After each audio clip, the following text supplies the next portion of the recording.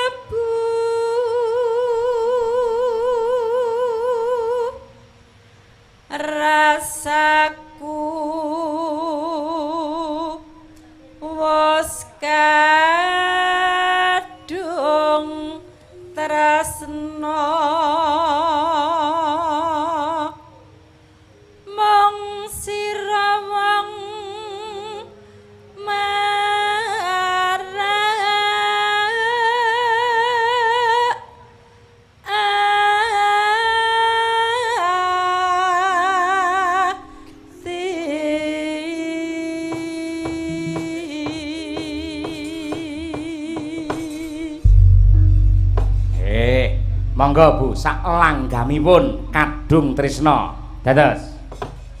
Lamat wis katon tejane yen bom brangketon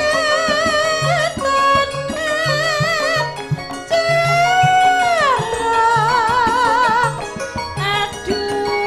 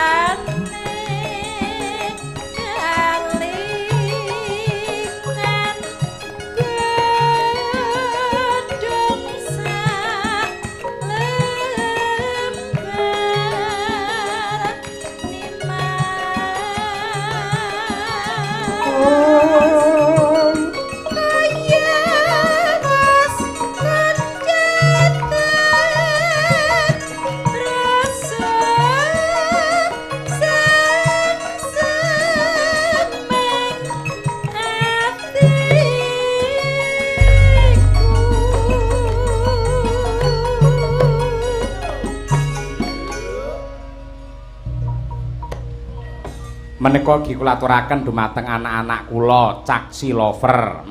Kaya Mbak Nadia ki ado lho wi nusul kok Kediri direwangi numpak sepur. Ha iya. Wingi ya ning Uner ya nusul muliye sirar mudhun Kediri bablasen tekan Malang keturon. Nanti kaya ngono perjuangane. Heeh. Akhire balik neh golek tiket kok Malang ning Kediri bablas neh tekan Madiun. Ha iya. Nanti kaya ngono mesake. Ha iya, wis kaya ngono perjuangane ya tak suwun yen anak-anakku caksi ya berawal seneng karo Bu Kesi, berawal seneng karo limbukan goro-goro karo tembang-tembange, engko akhire iso mulai mencermati, iso menghayati terhadap lakon wayang yang disajikan oleh siapapun dalangnya. Wah iya, apik ngono kuwi. Jas. Mangga Bu Kesi. Pajane sarwa asli jerobat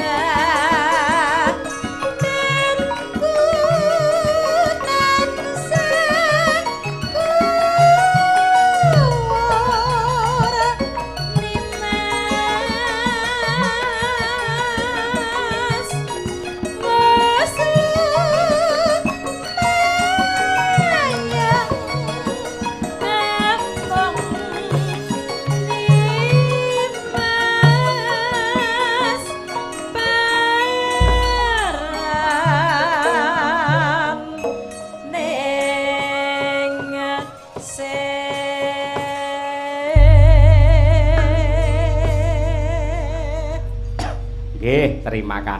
Terima kasih Bu Kesi.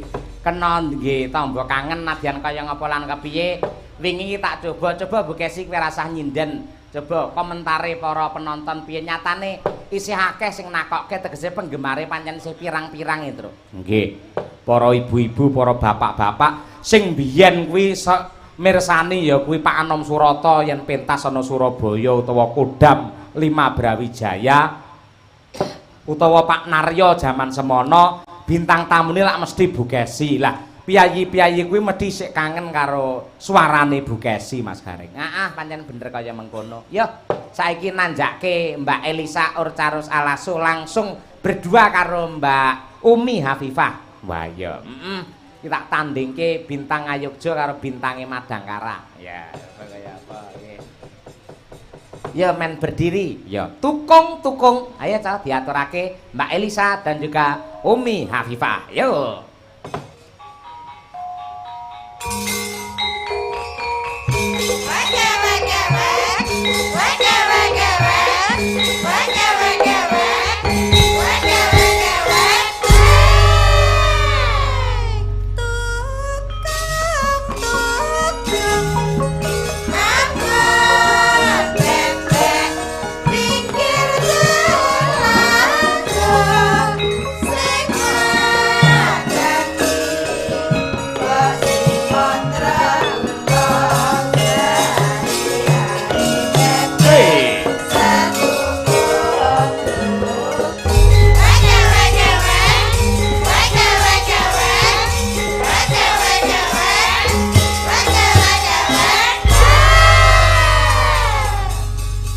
Sugeng dalu, sugeng enjing Mbak Elisa Urcarus.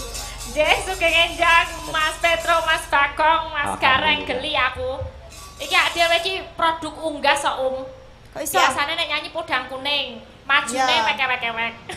Bebek ya, tenang bebek. Podang unggas ya iki. Lho iki lak apa jenenge iki tukung-tukung lan critakne wong sing angon bebek, ya to. Mongko bebek iki sangat luar biasa, kuwi filsafat hidup lho kuwi. Piye luar biasane? Wes sampean ndak ngerti. Bebek Takono wong sing tukang ngingu bebek kae. Anggere bebek wedoke 50, kuwi lanange mung 1. Masa? Weh takono karo wong sing tukang angon bebek. Bebek 50 kuwi wedok kabeh, lanange mesti mung 1. Kuwi membuktikan bahwa seorang laki-laki seperti Polda di Jawa Timur tetap santosa dan kuat untuk menjaga keutuhan RKRI yang tercinta walaupun banyak musuhnya. Iya. Betina-betina kuwi. Kanono wae lho Pak Yayo. Nggih sowan mriki malih enjang-enjang tasih hangat suasananya walaupun sempat diguyur hujan. Nggih. Nggih. Nggih. Langsung nembang kemawon lah ampun kesupen lho Mbak ngolali. Napa? Berduet dengan saya ndalang lagi. Oh iya. Desember, ayo lali. Desember tanggal 3 doso. 3 doso teng Boyolali Lah, duet. kula nggih di WA niki wau. Ampun kesupen Mbak Elisa tanggal 21 Desember di Ponorogo duet kalian Pak Cahyo Kuntadi. Oh nggih siap Pak Samidi. Pak Samidi. Nggih, jenengan disompoten. Aku ora apal jawabe aku malah. Ya kok tak ingoke. Ya, siap. Maksudnya duet dalang bareng ngono. Boten saya maksudnya kayak gini bintang tamu juga. Oke. 21 Desember. Cocok. Kula iki lek bintang tamu ning Lupa jenengan ya, Bu, bagaimana kondisinya tetap semangat Mbak Elisa. Lah nek bintang tamune kula. Saya semangat. Oh, kudu semangat no, Umi yo. Bintangnya Madangkara padake. Nggih. Men marem sing padha lenggah ya diaturake. Ya kuwi sing dinteni iki mesti Umi ya podang kuning. Nah, iki. Ning coba dikolaborasi, diduetke karo Mbak Elisa Orcarus Alasu coba kaya apa? Ya, sapa ngerti lek engko Umi saya ketularan kesuksesane Mbak Elisa, Amin. saya akeh penggemar iso tekan ngendi-endi. Amin. Ngono kuwi. Ya sampean sing miwiti, ayo sing nom dinehi dalan dhisik. Ayo, Umi Hafifah. Ya nduk. Natian wujud temong peksi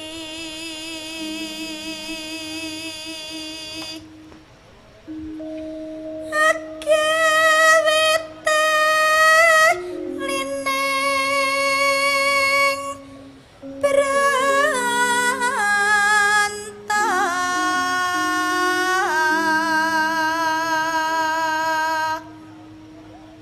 halus manis nangsa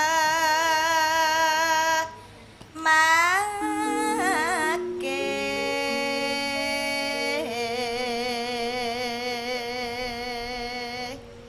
Oper Mbak Lisa.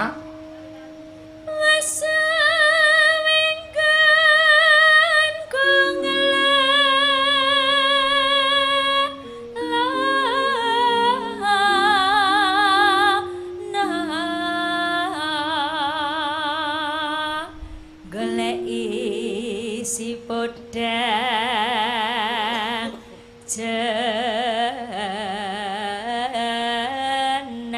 jenar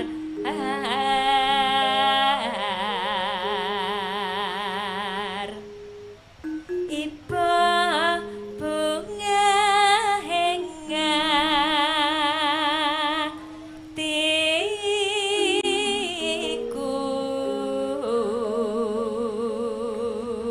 Oh, Umi, tutupen lho. nyanding bisa dadi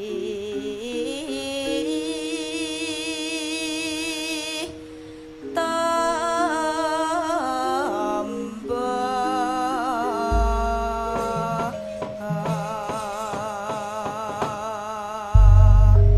Terima kasih.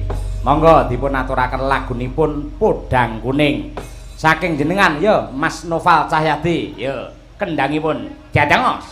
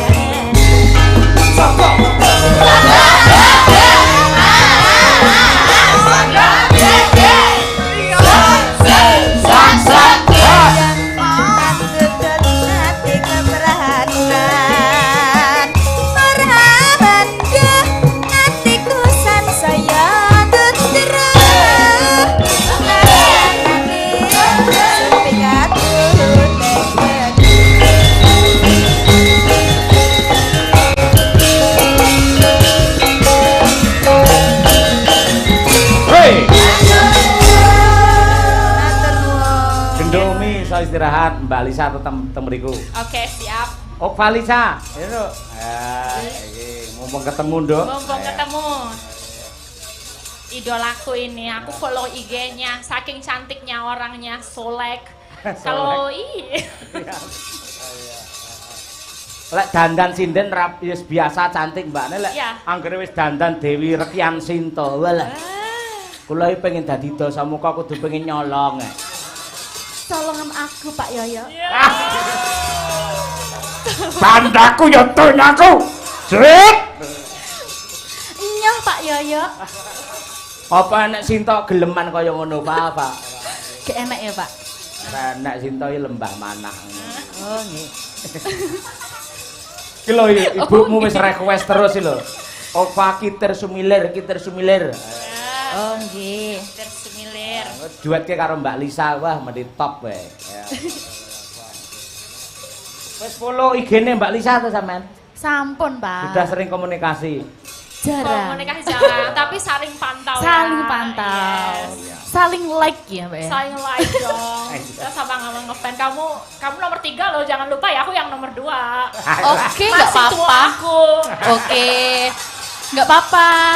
Yang penting jangan lupa pembagiannya ya Pak ya. Yang pertama siapa? Bu Kesi. Bukan dia. Sinten? Pokoke iki anu apa ki wong siji ki rong dina.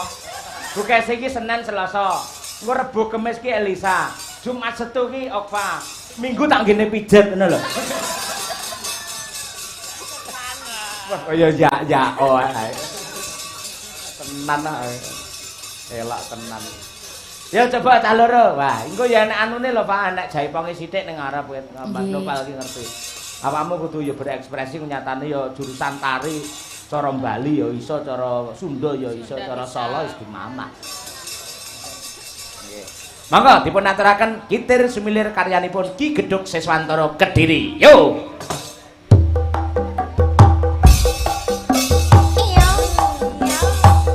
Madang Kara entekno Mas Nopal. Iya. Bangka. Hey! Madang Kara. Iya. Iya.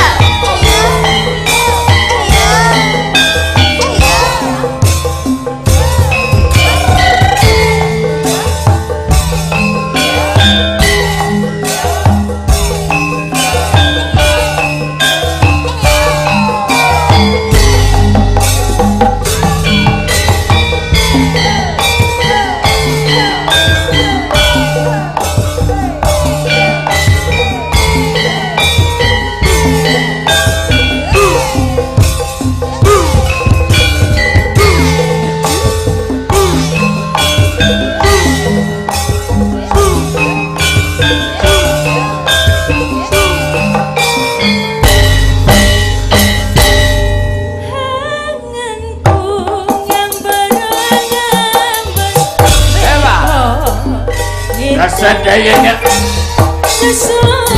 Badang rambut burung kata pitana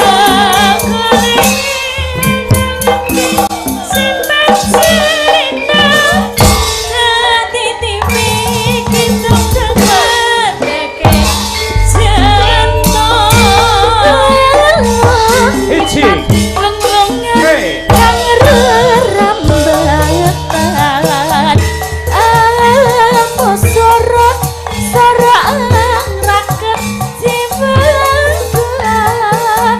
tak titip layang kitir tak sampai kengin somilir arah rasa diramu tak pikir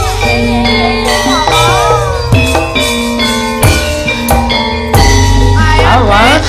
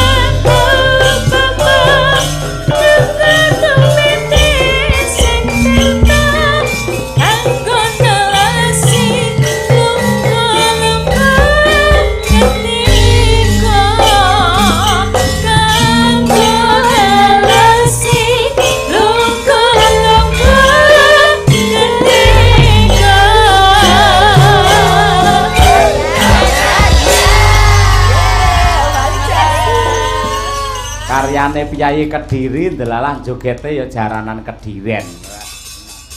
Apik tenan iki. Monggo Gur kaya duwe anu ya keindahan tersendiri ya sindani lek joget cara jaranan ya, Truk. Ha iya. Monggo Gur kencit ngono. Karo tangane Gur ngene lho. Ayo. Kaya wis apike kaya ngono itulah kesenian kita. Ayo.